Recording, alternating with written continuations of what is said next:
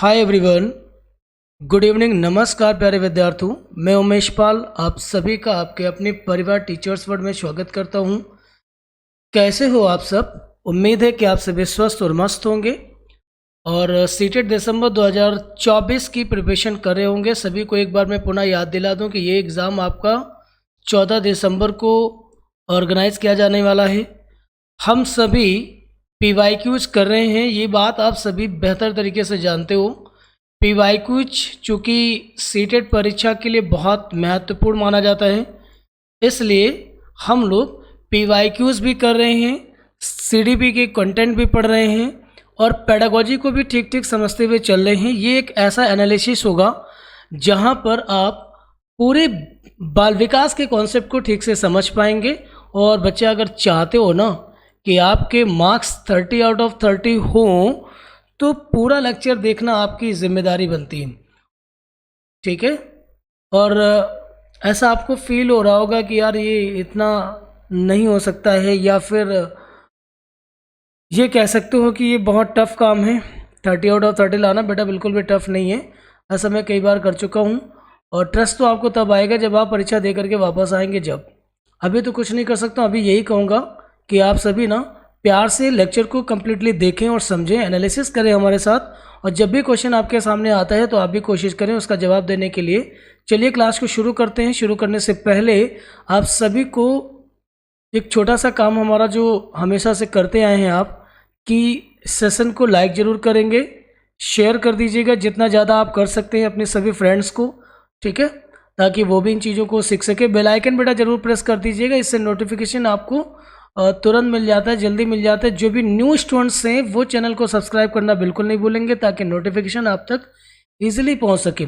बेटा अगर किसी को CDP का नोट्स चाहिए हो जो मेरे द्वारा लिखा गया है और टोटल NCERT बेस्ड है और एक्यूरेसी है, क्वालिटी नोट्स होगा, तो अगर किसी को चाहिए हो तो व्हाट्सअप नंबर आके मुझे कॉन्टैक्ट करेंगे या कमेंट बॉक्स में आके बोलेंगे तो फिर आपको वो नोट्स प्रोवाइड करा दिया जाएगा। चलते हैं अपने क्लास को शुरू करते हैं।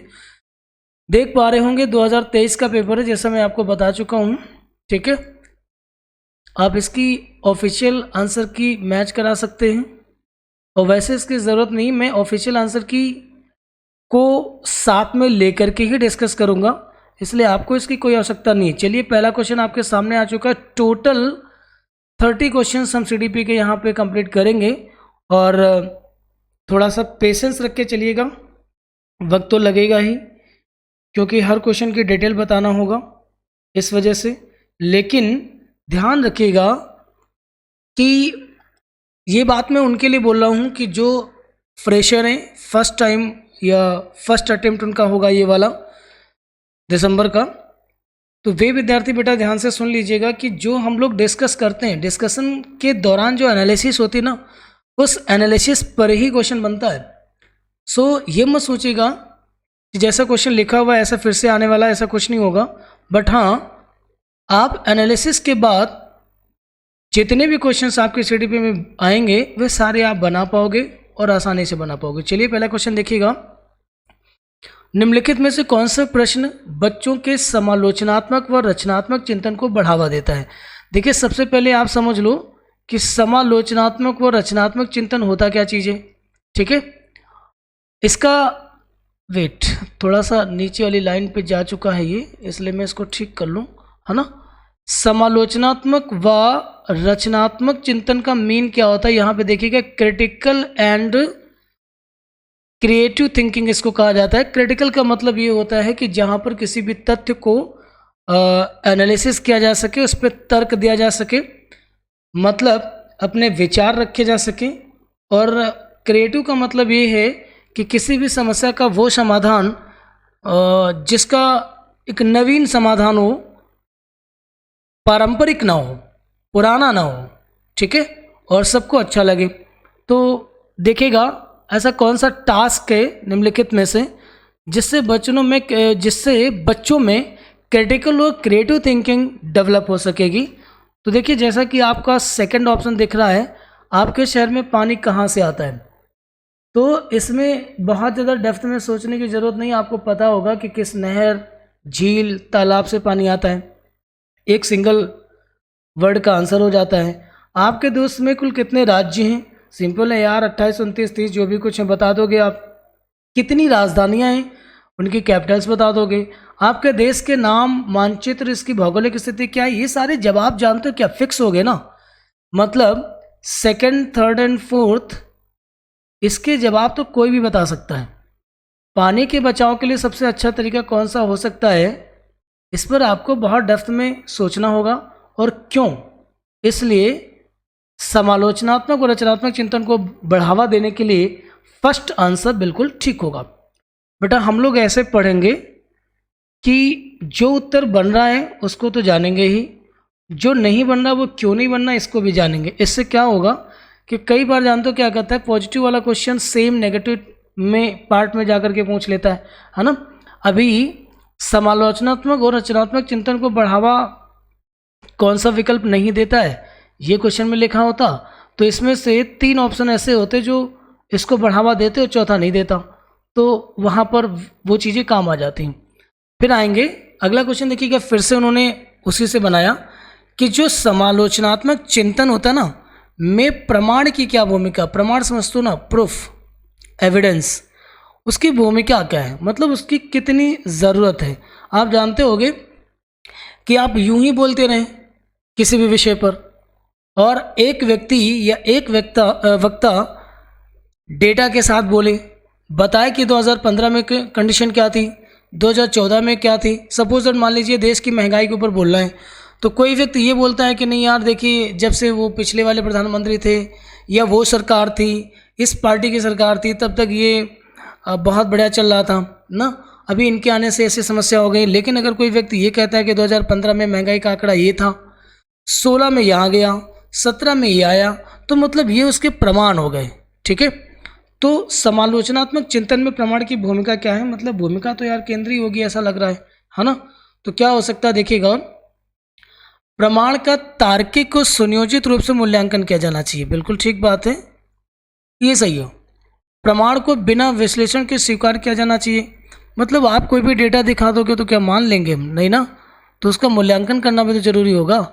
समालोचनात्मक चिंतन के लिए प्रमाण अप्रासंगिक नहीं, ऐसा तो नहीं है। अप्रासंगिक का मतलब होता है जो उसके रिलेवेंट ना हो।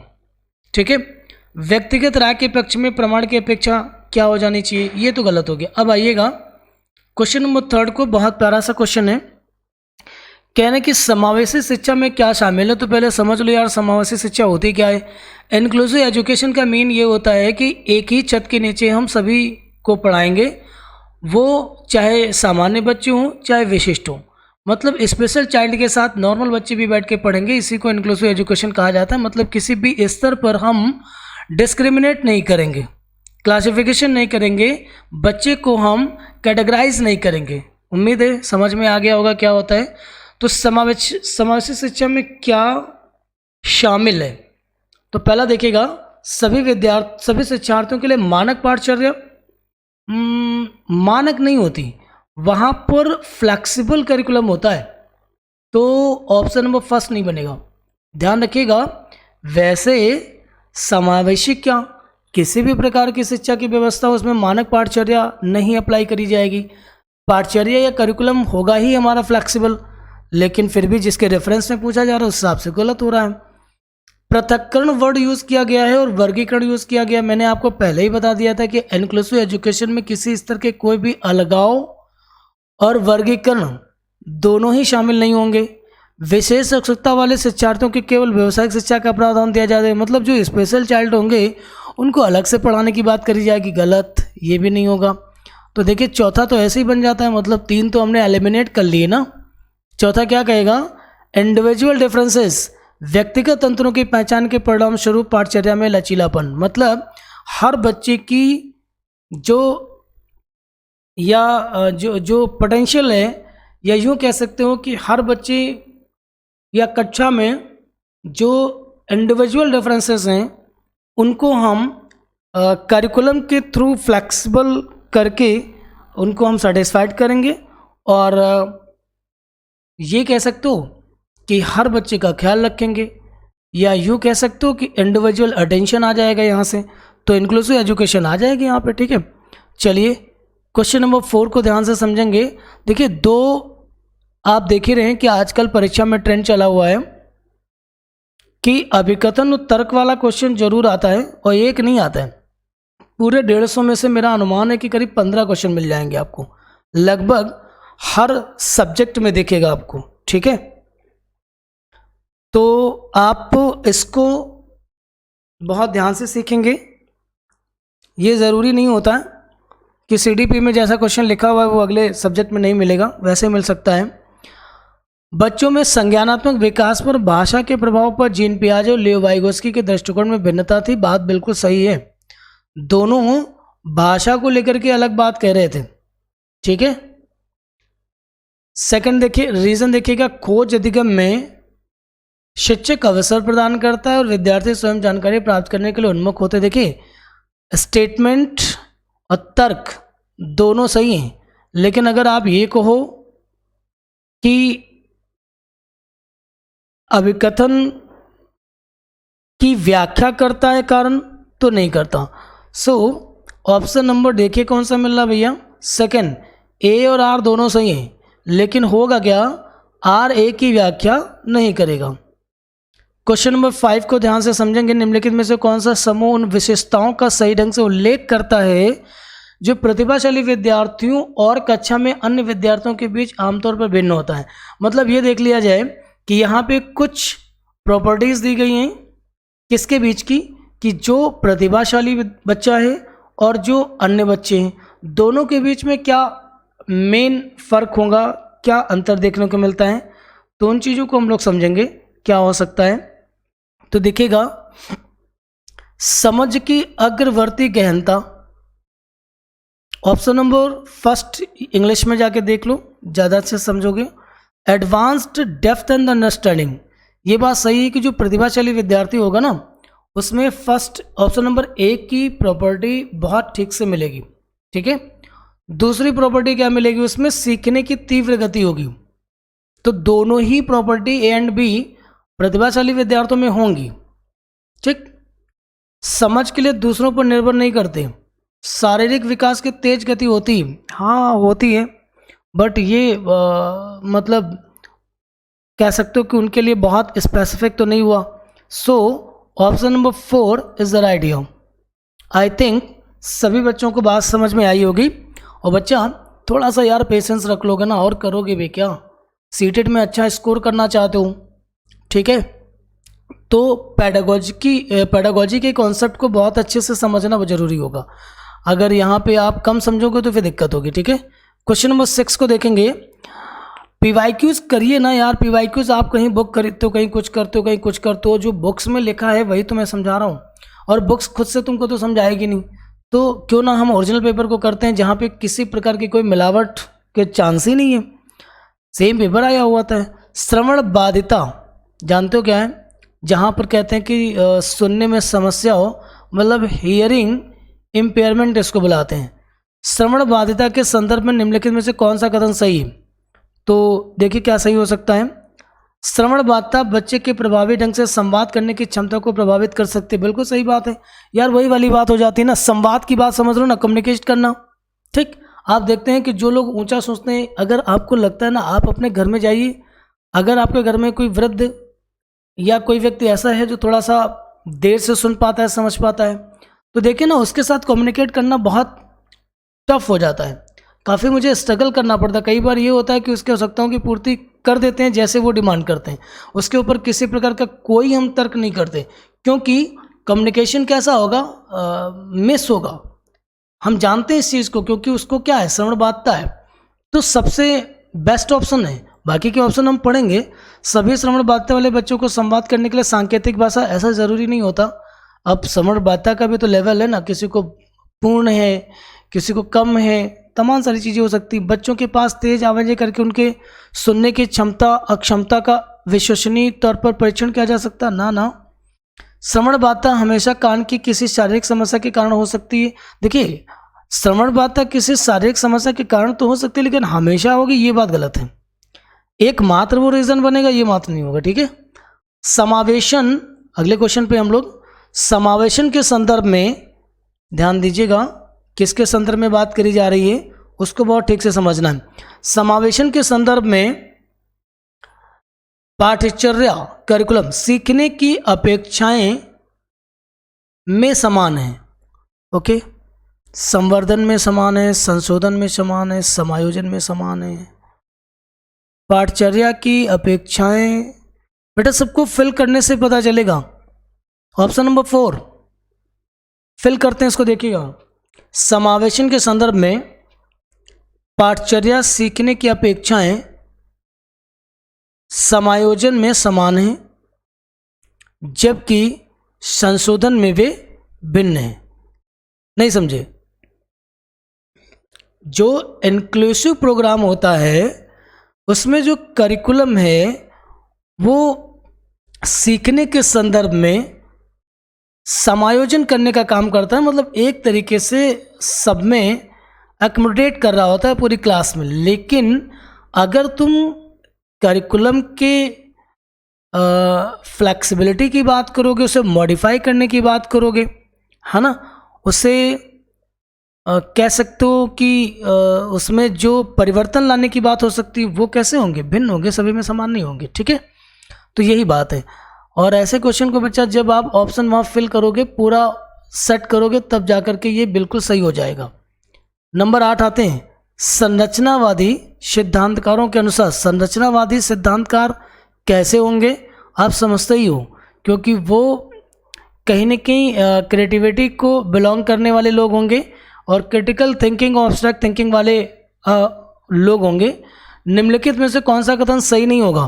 क्योंकि यही देखिए, ज्ञान व्यक्तिपरक है। ठीक है, तो ज्ञान जो होगा व्यक्तिपरक होगा, इंडिविजुअल होगा या सब्जेक्टिव होगा, ये संरचनावाद में नहीं आता। ये तो ज्ञान व्यक्तिपरक का मतलब हो गया कि ये लिमिट बना रहा है। ठीक है, व्यक्तिपरक का मतलब ये हो जाता है बांधने काम कर रहा है, और संरचनावाद जो होता है ना वो बांधने काम नहीं करता है। उसकी समझ, सोच, टास्क उसका व्यापक होगा, बड़ा होगा। समझ रहे ना? तो बाकी के ऑप्शन पढ़ लेंगे जो इस क्वेश्चन के रेफरेंस में पॉजिटिव अप्रोच रखते होंगे। देखते हैं क्या है। शिक्षार्थी अपने सामाजिक और सांस्कृतिक संदर्भ में ज्ञान की रचना करते हैं। सही है। प्रभावी अधिगम सुनिश्चित करने के लिए शिक्षार्थियों को बाहरी रूप से प्रेरित करने की आवश्यकता है। ये भी सही है। ज्ञान बहुलवादी और बहुविध होता है। ये अगर ज्ञान के पक्ष में अगर कोई बात करी जाए ना, तो ये कह सकते हो कि नॉलेज जो होता है वो मल्टीपल वेज होता है ना, वो सब्जेक्टिव नहीं होता है। ठीक है, तो उम्मीद है बात समझ में आ गई होगी। क्वेश्चन नंबर 9 को देखेंगे। निम्नलिखित में से कौन सा आंतरिक अप्रेरणा का उदाहरण है? आंतरिक अप्रेरणा का मतलब ये होता है कि ऐसी मोटिवेशन जिसमें किसी बाह्य मोटिवेशन की ज़रूरत नहीं पड़ती, मतलब बाह्य वस्तु की आवश्यकता नहीं होती, और जिसमें हमको खुद में मज़ा आ रहा होता है। मतलब हम इनर मोटिवेट होते हैं उस टास्क को लेकर के जिसमें हमको आनंद आ रहा होता है, जिसमें हमको मज़ा आ रहा होता है। ठीक है, और मज़ा मतलब प्लेजर फील हो रहा होता है। तो देखिएगा, अगर किसी को व्यक्तिगत आनंद के लिए क्या चाहिए? वाद्य यंत्र बजाना। ठीक है, जैसे किसी को शौक है या किसी को म्यूजिक करना अच्छा लगता है, तो वो ना उसके लिए ज़रूरत नहीं पड़ती कि कोई कहेगा तो म्यूजिक करेगा। वो मतलब करता रहेगा, उसके रूटीन में होगा, लाइफ में होगा, उसके जीवन का हिस्सा होगा। ठीक है ना? तो आंतरिक अप्रेरणा कुछ इस तरीके की होती है। मतलब आंतरिक अप्रेरणा जो होता है एक बेस्ट एस्पेक्ट है वो, कि अगर आप आंतरिक अप्रेरित हैं तो फिर आपको कोई नहीं रोक सकता है। आपने बहुत सारी कहानियाँ सुनी होगी, है ना, कि बहुत सारे स्टूडेंट या लाइक अब्दुल कलाम या कोई और भी, है ना, कि जो साइंस या मैथ्स को लेकर के बहुत ज़्यादा सेल्फ मोटिवेटेड होते हैं। ठीक, तो उसके ऊपर वो बहुत ज़्यादा काम कर जाते हैं। जैसे विशेष गणितिक ग्रह में रामानुजन की बात कर लूँ, या किसी और भारतीय गणितिक की आर्यभट्ट की बात कर लूँ।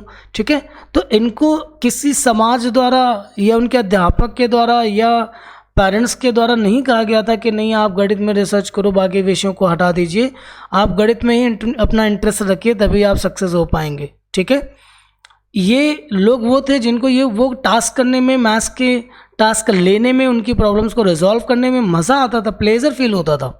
ठीक है, तो आई थिंक बात समझ में आ गई होगी। अगर कुछ ना समझ आया तो बच्चा एक बात ध्यान रख लो कि जिन कामों में आपको बहुत मज़ा आता है ना, वो उनके लिए आप सेल्फ मोटिवेटेड होते हो, ठीक है।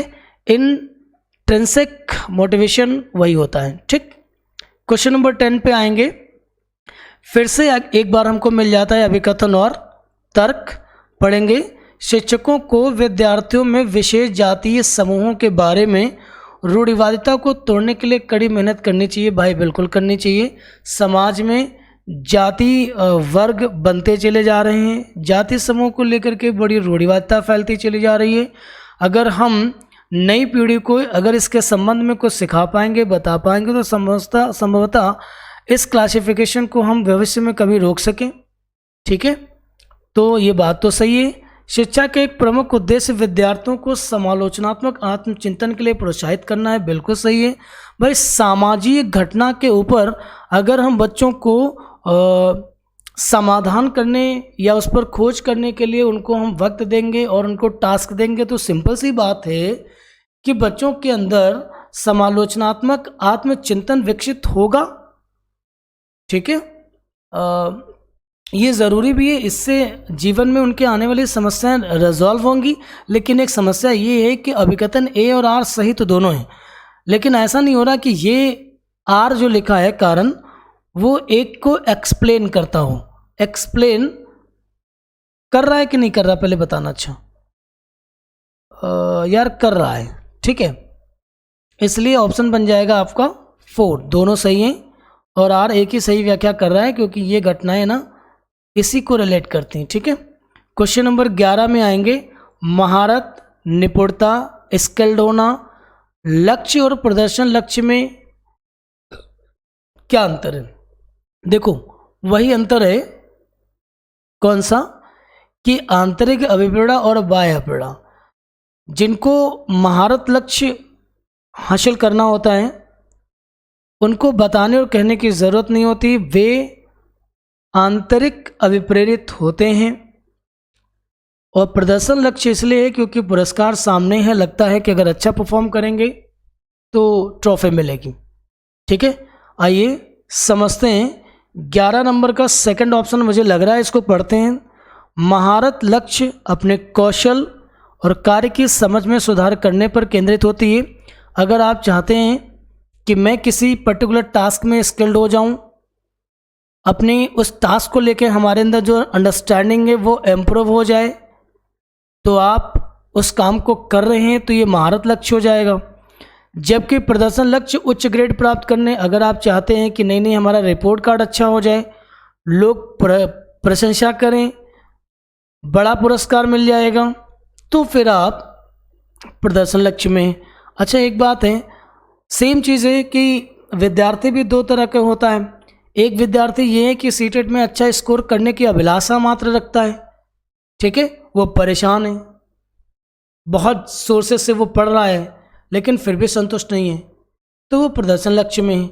एक विद्यार्थी कोशिश में तो है कि वो एक अच्छा स्कोर करे, 130 प्लस स्कोर करे, लेकिन उससे भी पहले वो ये चाहता है कि मैं जो भी सब्जेक्ट पढ़ूँ वो मेरे लिए स्किल्ड हो जाए ना, तो ये उसका महारत लक्ष्य हो गया। अब जब विषय मजबूत हो जाएगा, विषय पर पकड़ मजबूत हो जाएगी, तो सिंपल सी बात है यार, उसमें हम 99 परसेंटाइल या 100 परसेंटाइल उस पर हम काम कर पाएंगे और अप्रोच हमारी वैसी होगी। तो ये वाली बात है कि एक प्रदर्शन के लिए है और एक सेल्फ के लिए है, ठीक है ना। वही वाली बात है कि कुछ लोग दिखने में अच्छे होते हैं, कुछ लोग वास्तव में अच्छे होते हैं, ठीक है। क्वेश्चन नंबर 12 में आएंगे। भाई बहन के रिश्ते या रिश्तों में क्या मतलब उसके संबंध में विकल्प दिए गए और जो ठीक लगता है बता दीजिएगा। तो देखिएगा फर्स्ट ऑप्शन मुझे लग रहा है सही है, माता पिता और साथियों के साथ संबंधों से भिन्न होते हैं। हाँ बिल्कुल ठीक है, और क्या। बाल्यावस्था में सामाजिकरण में महत्वपूर्ण भूमिका निभाते हैं, ये भी सही है यार। भाई बहन मिलके ही तो हम बाल्यावस्था में समाज की कई सारी भूमिकाओं के संबंध में जान पाते हैं और उनके बीच हम एंगेज हो पाते हैं और इंटरेक्ट कर पाते हैं, वहाँ से हम लोग सीखते हैं। So first option is the best option को चुनाव वैसे भी करना होता है हमको। यहाँ पे 13 नंबर को देखेंगे, निम्नलिखित कथनों को पढ़िए, सही विकल्प का चुनाव करना है। फिर से हमें मिल गया है असर्शन और रीज़न का क्वेश्चन। यहाँ पर देखिएगा, पढ़ेंगे, पढ़ने से समझ में आएगा कि कौन सा वाला कथन हमारा सही है कि क्या है। बच्चों के भी विकासात्मक दौरों में काफ़ी विभिन्नताएं मौजूद होती हैं, बिल्कुल ठीक है, छोड़ दीजिए, बढ़िया लिखा हुआ है। विकासात्मक अंतर, आनुवंशिकता और अनुभवात्मक विविधताओं को जटिल अंतःक्रिया का एक अनिवार्य परिणाम है, ये भी सही है। मतलब सही तो है, साथ में ये ना इसको एक्सप्लेन भी कर रहा सही तरीके से कि विकासात्मक दौरों में काफ़ी भिन्नताएं क्यों पाई जाती हैं, तो उसके वो रीजन्स भी उसने बताए। सो इसका आपका ये वाला विकल्प बिल्कुल सही होगा, सही होगा, दोनों सही हैं और आर एक ही व्याख्या करता है। 40 नंबर में आएंगे, बहुत प्यारा क्वेश्चन लिखा है बेटा, ध्यान से पढ़िएगा। निम्नलिखित कथन में विकास के किस सिद्धांत को दर्शाया गया है? चलिए पढ़ते हैं। जो बच्चे अपने शुरुआती वर्षों में भाषा सीखने के लिए अनुकूल वातावरण से वंचित रह जाते हैं, उन्हें बाद के जीवन में भाषा चुनने में थोड़ी कठिनाई होती है। बिल्कुल सही बात है। एक बच्चा उसने 10 साल या 15 साल मान लीजिए गांव में स्कूलिंग करता है, वो भी बहुत डेवलप्ड एरिया नहीं होता है, और उसके बाद किसी अच्छी सिटी में उसको डाल दिया जाए तो उसको भाषा के बीच संबंध स्थापित करने में या उसे सीखने में, अपनाने में या उसको अडॉप्ट करने में बड़ी कठिनाई होती है। ठीक है, क्यों? क्योंकि भाषा के विकास का एक संवेदनशील काल है। ठीक है, इसलिए ऐसा हो रहा है। तो ऑप्शन नंबर 4 सही। 15 में आना, प्यारा क्वेश्चन पढ़ेंगे। वह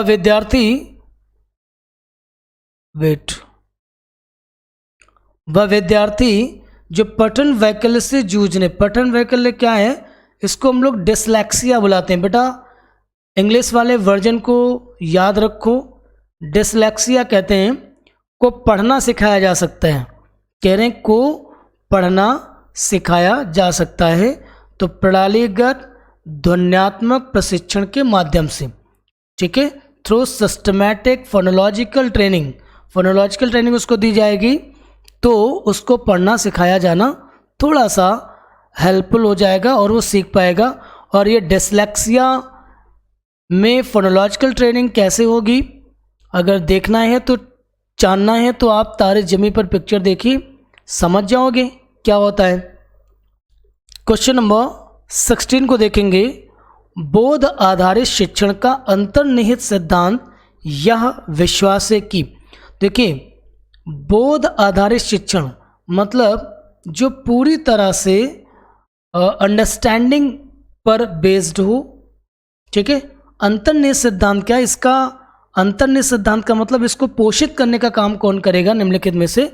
तो देखिएगा, ऐसा करने के लिए एक सुविधाजनक वातावरण प्रदान किए जाने पर शिक्षार्थी ज्ञान का निर्माण कर सकते हैं। कहने का मतलब ये है कि आप चाहते हैं कि हर पल बच्चा खुद से सीखता रहे और आप उसको ये ना लगे कि मैं सीख रहा हूँ या मैं पढ़ने बैठूँगा।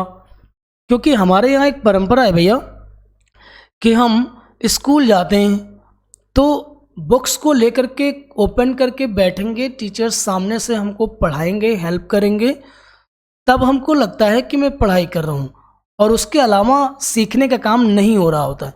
तो जब ये दोनों चीज़ें अलग हो जाती ना तो समस्या होती है। लर्निंग वो चीज़ है जो पूरी तरह से अंडरस्टैंडिंग बेस्ड होनी चाहिए।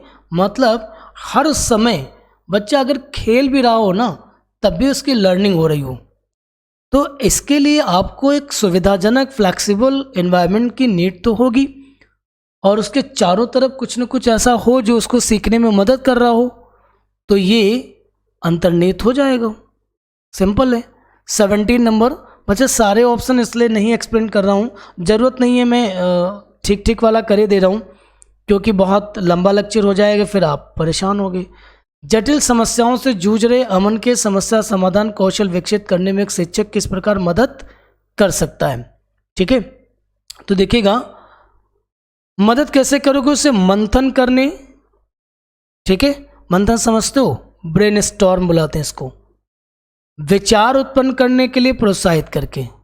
ठीक है, मतलब अगर कोई बच्चा या अमन प्रॉब्लम सॉल्व करने में खुद को बहुत परेशानी में देख रहा है तो अध्यापक का काम होता है उसे थोड़ी सी मदद करके उसको एनकरेज करेगा, सोचने के लिए मजबूर करेगा और कुछ टिप्स दे करके कि आप सोचो यहाँ जाना है या क्या आपने वो देखा है, थोड़ा सा उसको कनेक्ट कीजिए, उस वाले एस्पेक्ट से कनेक्ट कीजिए, बिल्कुल वही वाली बात तो है ना।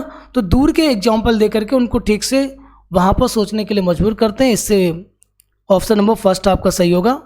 18 नंबर देखोगे, माध्यमिक कक्षाओं में अधिगम के लिए एक अनुकूल कक्षा का वातावरण किस पर केंद्रित होना चाहिए? तो देखिएगा, कॉम्पिटिटिव एथोस प्रतिस्पर्धी लोकाचार, ठीक है।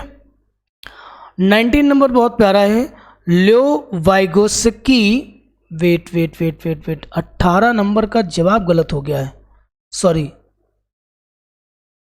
जवाब गलत हो गया है, मैंने गलत पढ़ दिया है। माध्यमिक कक्षाओं में अधिगम के लिए एक अनुकूल कक्षा का वातावरण सहकारी अधिगम पर केंद्रित होता है। सहकारी अधिगम कोऑपरेटिव लर्निंग होता है, जहाँ पर सभी बच्चे आपस में एक दूसरे के साथ लर्निंग प्रोग्राम में शामिल होते हैं, ठीक है। ये तो प्रतिस्पर्धी लोकाचार नेगेटिव वर्ड है, ये नहीं होना चाहिए। मतलब सजा और शर्मिंदगी का डर, अनुबंधन और पुनर्बलन, ये ठीक नहीं है, ठीक है। 19 नंबर आएंगे, वाइगोस्की का मानना था कि विकास कैसे होगा? भैया सिंपल है यार, वाइगोस्की चाहते थे कि सीधे सामाजिक संपर्क के परिणाम से होना चाहिए, ठीक है। 20 आ जाओ, पियाजे के अनुसार गुणात्मक रूप से 4 विभिन्न अवस्थाएं किस पर निर्भर कर रही हैं या उनके बीच किस तरीके का रिलेशन है, क्या है? तो पियाजे के चारों सिद्धांत ना बच्चों के जेनेटिक कोड पर निर्भर करते हैं, ठीक है।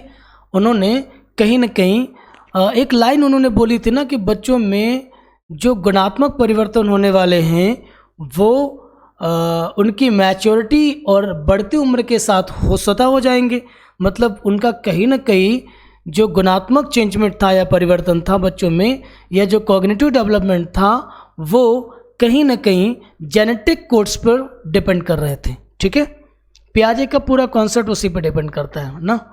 और जो वाइगोस्की थे, कॉग्निशन के संबंध में बात इन्होंने भी करी थी, लेकिन इनका एस्पेक्ट आपका सोशल इंटरेक्शन था, ठीक है।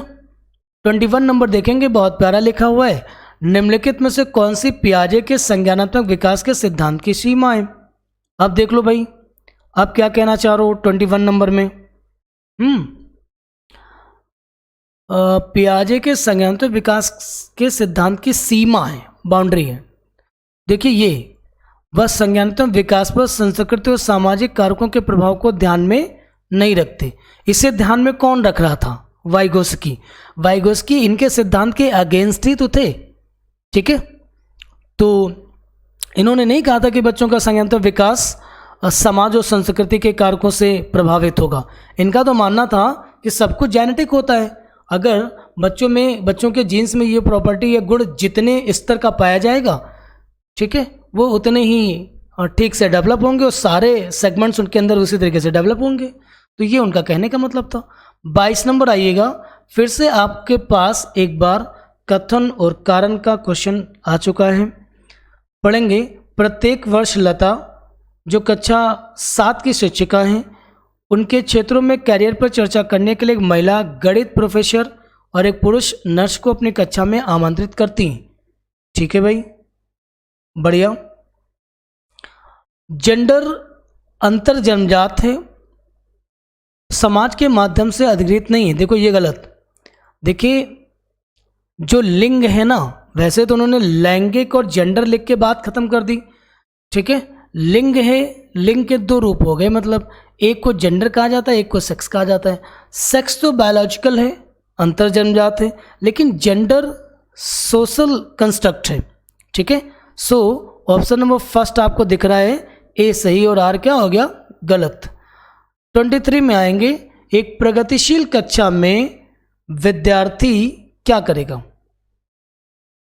बताओ भैया, एक प्रगतिशील कक्षा में विद्यार्थी क्या करेगा? तो देखिए, अधिक प्रश्न नहीं पूछते हैं, नहीं। एक प्रगतिशील कक्षा में विद्यार्थी, प्रगतिशील कक्षा है, अधिक प्रश्न नहीं पूछते, नहीं शिक्षक से प्रश्न पूछते हैं, ये बात सही है। एक दूसरे से प्रश्न पूछते हैं, ये भी सही, स्वयं से प्रश्न पूछते हैं, ये भी सही है। Option number third. 24 में आना, पुल्लिंग या स्त्रीलिंग होने से जुड़ी भूमिकाएं, पुल्लिंग या स्त्रीलिंग होने से जुड़ी अपेक्षाओं को कहा जाता है और उन्हें सीखा जाता है। अब देखिएगा, इसके लिए जब हम ऑप्शन उठाएंगे और वहां फिल करेंगे तो आसान लगेगा फिर। चलिए पहले ऑप्शन को फिट कर रहे हैं। पुल्लिंग या स्त्रीलिंग होने से जुड़ी अपेक्षाओं को जेंडर भूमिकाएं कहा जाता है, बिल्कुल ठीक बात है, यहाँ तक तो सही है। और इन्हें बाल्यावस्था की सभी अवस्थाओं से लेकर वयस्कता में भी सीखा जा सकता है। हाँ, ये भी सही है, हम शुरू से लेकर आखिरी तक ये चीज़ें सीखते हैं। सिर्फ शैशवावस्था में हमें इसकी समझ नहीं होती, पहचान जरूर होती लेकिन इसकी समझ नहीं होती। तो ये ठीक है, आपका फर्स्ट ऑप्शन सही यहाँ पे। 25 नंबर में देखेंगे, बुद्ध के संदर्भ में निम्नलिखित में से कौन सा दृष्टिकोण शिक्षार्थियों के बीच विविधता के सम्मानपूर्ण विचार का समर्थन करता है। तो विविधता का मतलब ये देखिएगा, बुद्धि बहुआयामी है, समय के साथ क्या होती, बदल जाती है। क्वेश्चन पढ़ लो एक बार बच्चों। बुद्धि के संदर्भ में निम्नलिखित में से कौन सा दृष्टिकोण शिक्षार्थियों के बीच विविधता के सम्मानपूर्ण विचार का समर्थन करेगा। तो बुद्धि क्या है, बहुआयामी है और समय के साथ बदल जाएगी। ठीक है। 26 नंबर में आना, निम्नलिखित में से किसने सामान्य बुद्धि की अवधारणा की आलोचना की और बुद्धि का एक वैकल्पिक सिद्धांत प्रस्तावित किया था। हार्वर्ड गार्डनर ने। ठीक है। देखो, पियाजे, वाइगोस्की, स्पीयरमैन ने बुद्धि के बारे में तो बात ही नहीं करी ना।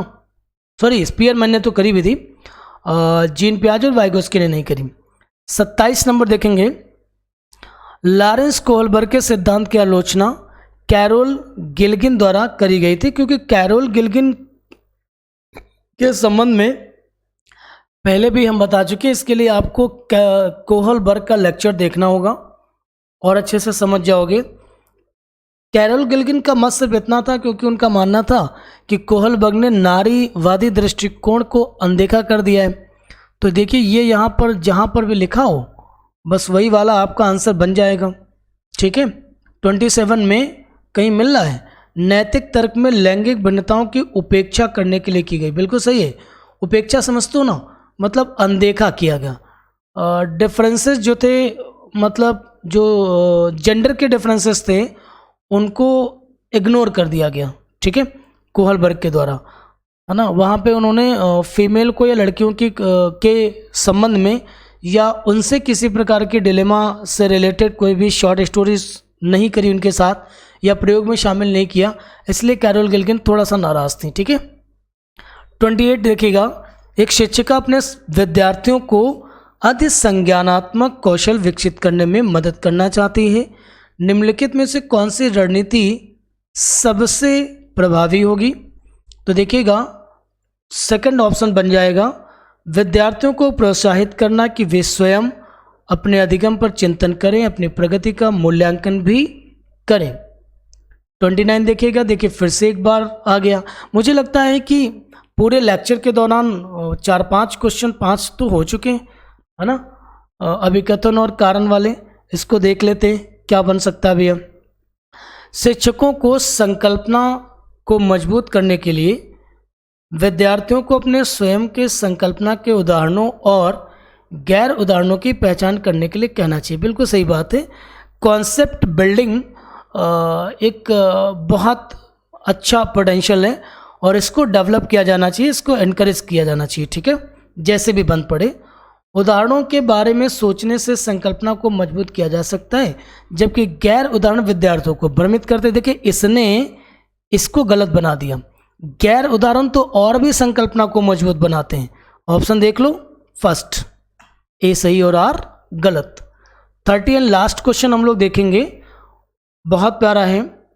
अधिगम के सामान्य सिद्धांत बताते हैं कि विद्यार्थी बेहतर रूप से सीखते हैं यदि शिक्षक क्या करें, पहले अवधारणा का संपूर्ण रूप से परिचय दें और फिर उसकी बारीकियां बताएं।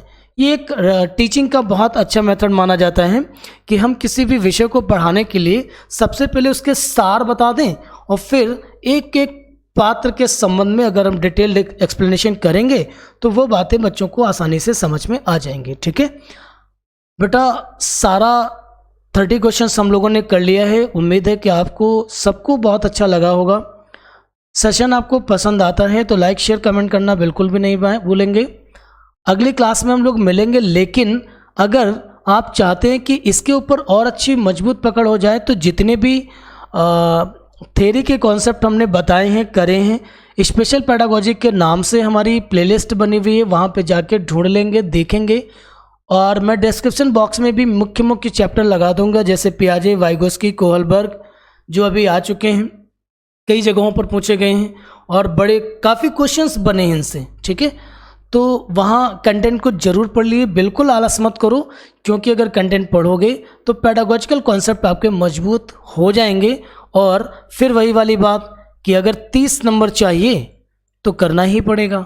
ठीक है, और यार ये नहीं करोगे तो फिर क्या करोगे? अच्छा स्कोर करोगे तो मतलब मज़े ही अलग है। ठीक है, चलिए मिलते हैं अगली क्लास में।